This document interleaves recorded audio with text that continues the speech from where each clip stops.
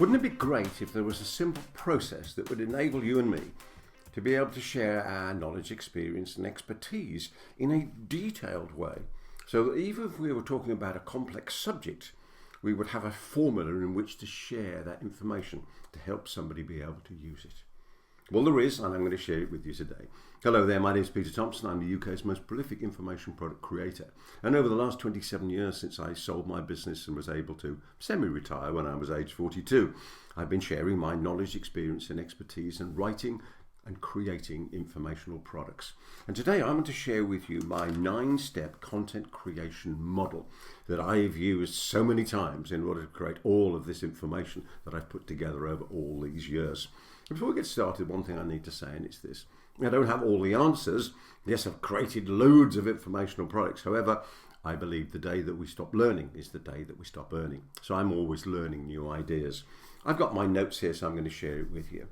The first thing that we do in this 9-stage module, when we're going to share our ideas with people, whether that's in a book, whether it's a report, whether it's on a video, it's on a web page, it's standing on stage, in any situation where we're going to be sharing a way for someone to do something and get the result that they came to us for in the first place, is context.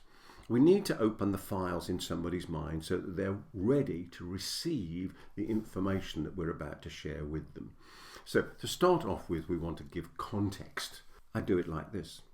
Over the last 27 years, as I've been sharing my knowledge and experience and expertise with coaches, consultants, speakers and trainers, one of the biggest questions they've asked me is this. They've said, Peter, why will somebody believe me? And my response to them is, I felt exactly the same way years ago when I started.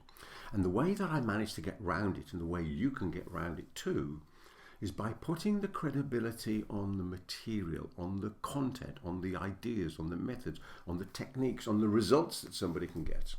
And over time, that credibility will rub off on you.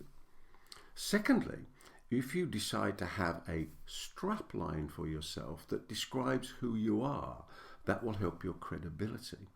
And if you are prepared and have the strength to talk about yourself before you talk in too much detail about your content, then you'll be picking into this powerful idea, which is the reverse of the normal expression, you have to be heard to be believed, which is, you have to be believed to be heard. So, we need to give people context. The second stage is, we need to give people benefits for learning and knowing these ideas. So let me do that. So when I've been through this, you'll have a proven method in order to capture your knowledge, experience and expertise and what I call the magic ingredient, which is your take on it, by the way, because nobody else has got your take on it. And you'll be able to convert your knowledge, experience into expertise into any idea that you want to have about sharing it. So you could write a book using this, you could create an audio program or a video program or a webinar series or whatever it is that you want. You have total choice to use it in the way you want. So there's the benefit. Point 3 is the downsides of getting it wrong.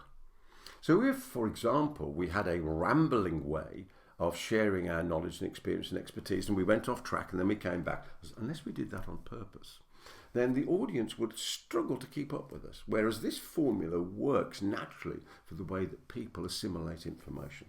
So we tell people the downsides of getting it wrong in the way that I did then. Next, point 4, we tell a war story, as it's called, or talk about a testimonial. So let me give you a couple of those. So fortunately, by doing what I've been doing, I've cracked the code of being able to create informational products.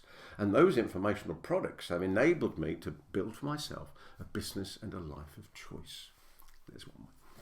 The other way, I call a friend of mine, his friend now, was a client originally, became a friend, because I believe in having relationships rather than transactions, has now created an online program called the Limbic Performance System. And just in the second year alone, he did over £1 million in sales with this program of blended learning systems of delivery himself and the online material. See, there's a little war story, because he used my ideas in order to create it. And of course, there's people who've made nothing and people who've made lots, as there always is with everything in life. So tell a war story or a testimonial. Point 5 then, explain the idea that you're actually talking about. And so the idea we're going through today, of course, is the 9-step module of content creation. And we're going to talk about context, the benefits of knowing it, the downsides of getting it wrong, perhaps adding in a war story. We're going to explain the idea in detail. We're then going to take how to use it. So we're going to talk about the what, the why, and the how, because this is the point. Your knowledge becomes valuable when you divide it into the step-by-step actions that someone needs to take in order to get the outcome that they wanted, for which they came to you for in the first place. So that's why we have to divide it into ideas and templates and systems and processes and steps, so people can take it away and actually use it and get the outcomes that they want. And then, of course, I'm going to talk about the pitfalls, talk about diagrams, templates, and outward focus goals. So now I've actually explained by using the idea of what we're talking about in the right. Now we talk about how to use it. Well, what I would suggest you do, this is point 6, by the way, of how you share your knowledge, experience, and expertise. What I would suggest you do is you create a little template for yourself in Word or Pages or wherever you capture information, and you just write those 9 as subheads. So context, benefits of knowing, downsides of getting it wrong, war stories and testimonials, how you'll explain the idea, how to use it, the pitfalls, we'll just call it diagrams for the moment, and I'll explain when we get to that point, and goals. So if you did a nice little list of those, then you've got space underneath where you can capture your ideas. And you capture your ideas like this, by asking yourself a question. Neck-top computers, I wish I'd thought of that expression, it wasn't me. Neck-top computers are amazing, and the enter key is the question mark. So whenever you want to know information, you just ask yourself a question, or you write it, or you type it, you put the question mark on the end, and your mind understands to go and find the answer, which of course it always does for us. So we've talked about how to use it. Now we talk about the pitfalls of somebody using that idea. So let me tell you a classic pitfall that people unfortunately fall into, unless I'm there to save them, when it comes to sharing their knowledge, experience, and expertise.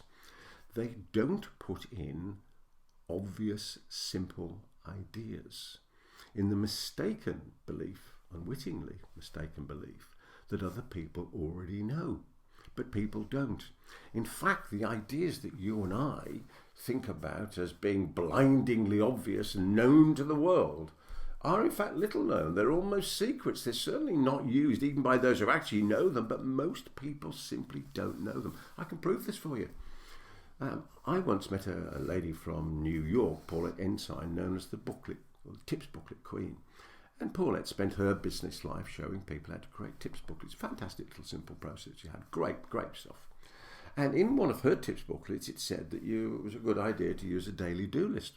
And I was chatting to Paulette one day, and I said, a daily do list, Paulette? Sure, it's a bit obvious to put in there, isn't it? And she said, you think so?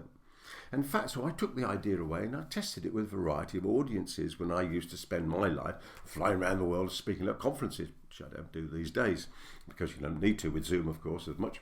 So I would test this with audience and have tested it and said to people, hands up if you know the idea of a do list. And people, to-do list. And everybody would put their hand up. I'd then ask the question, I'd say, well, keep your hands up if you use a to-do list. And a few hands would go down. And then I'd say, well, keep your hands up if you use a to-do list every day. And a lot more hands would go down.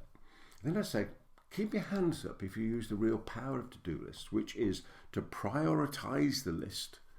And a few more hands would go down. And then I'd add a bit more, which is, and really the real power is to use a double prioritized do list in the sense of having done your list and prioritized it and having actioned number 1, before you start taking action on number 2, you reprioritize the list to see if anything's changed because of what's happened in your day or because of the completion of item number 1. Now that's the real power of to-do lists as described by Ivy Lee, the business consultant in the early 1900s. So you see what I'm doing there? I'm going into the detail of a simple idea, because that simple idea, I know, there's probably one person in 100 of the people that I've spoken to, and that's been many thousands, who actually uses a to-do list in the best way of using it. So I reckon I could write a chapter, maybe even a book on do lists. So please, I urge you, don't put aside and fail to put in what is normally considered to be simple, obvious processes, systems and ideas, because I'm pretty certain you'll find, as I've found, that most people don't have them. So that's the pitfalls. And point number 8 is using diagrams, templates and props. Have you got a diagram that you can show? And people go, oh, that's interesting, and you re-engage their eyes and their interest. Or do you have a template that you can create that you can hand out in the way that I've suggested a template to you for these 9 ideas? Or could you have a prop? For example, here on my desk is a cup. And let's say I was talking about getting tin cupping going in a company, in the sense I have an idea that I want to get agreed by people, and I find a few people who are prepared to put their name in my cup. That's called tin cupping. So John, are you going to come with me on this? Well, could you write your name on a piece of paper for me? Yes, great, stick that in there. And I've got a few names in, and now I can go to the boss or whoever it is and say, look, these are the people plus me who are for this idea. That's called tin cupping. I'm just using that as an example because I've got an actual cup to use as a prop. And point 9 is outward focused goals. I would urge you to do this, is that every time you sit down to create content, you clearly have a vision in your mind of the person that you're talking to and the benefits they're going to get from this information. And you write a goal for yourself. It may only be just a couple of lines or so that clearly focuses on their benefit, because that will change the way in which you do the content. And finally, let me share with you an idea that will make writing so much easier. I would suggest to you that you answer these 4 questions in as much detail as you possibly can. Here are the questions. Who am I? Who are they? Who am I to them? Who are they to me? Now, by answering these questions, we realize who we are authentically. I know that's an overused word these days. And we realize clearly who we're talking to. So who am I? Am I somebody who's had some results I'm going to share? Am I somebody who's done some research I'm going to share? Maybe I've been around and interviewed a load of people. I mean, I have. I've interviewed 172 successful people to find out how they became successful. People from all sorts of walks in life, some famous, some not so famous. So I can add in some results, I can add in some research, I add in some reporting. But who is my audience? Who's that person I'm speaking to? Have I got clarity on that? Do I know who they are? Do I know the demographics? Do I know the psychographics? Why they buy? What their fears are? What their concerns? What their wants? What their needs? Once I have clarity on that, so much easier to write. Then the third question, most people never consider this question. Who am I to them? Who am I to them? So this will sound strange, but this is the way I think of it. I am Uncle Peter, their favourite uncle, who will share with them the honest truth, unvarnished, will want the best for them, will always tell them how to get that outcome, will not accept any excuses, doesn't mind the odd reason, and will push them to be the best. Now that's naturally me. That's the way that I am. You know, I am highly prescriptive because just my style. You need to decide for yourself. I would urge you to decide for yourself who you are to your audience. So who am I? Who are they? Who am I to them? And finally, who are they to me?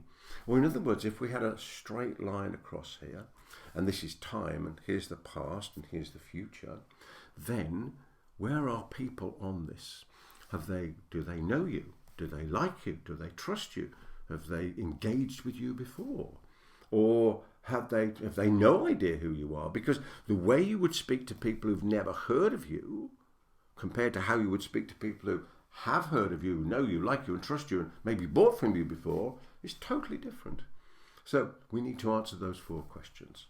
Who am I? Who are they? Who am I to them? And who are they to me? So to summarize, the 9 steps are, plus the bonus one, the context, the benefits of knowing, the downsides of getting it wrong, a war story or testimonial, and then explaining the idea in detail, then explaining how to use it. Then any pitfalls, plus diagrams and templates and props, and finally setting outward focused goals, having answered those 4 questions. So there is a tried and tested and proven way in this 9-step content creation module of taking our knowledge, our experience, our expertise, and the magic ingredient, our take on it, and putting it together in any way we want, whether it's written, whether it's audio, whether it's video, in any formula, online or offline, so we can share it with other people and help them get the outcomes they want that they came to us for in the first place. So as you use these ideas, I continue to wish you every success in all your adventures in life, as you have freedom from anything that may have held you back, and freedom to be, do and have whatever you set your heart and mind upon. From me, Peter Thomson, until the next time, goodbye.